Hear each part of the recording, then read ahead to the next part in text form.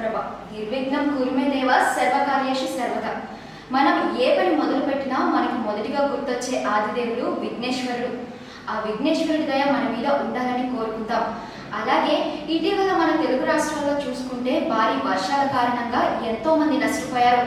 వారి సమస్యల నుండి గట్టెక్కాలని, స్వామివారి దయ వారిపై ఉండాలని కోరుకుంటూ అందరికీ వినాయక చవితి శుభాకాంక్షలు.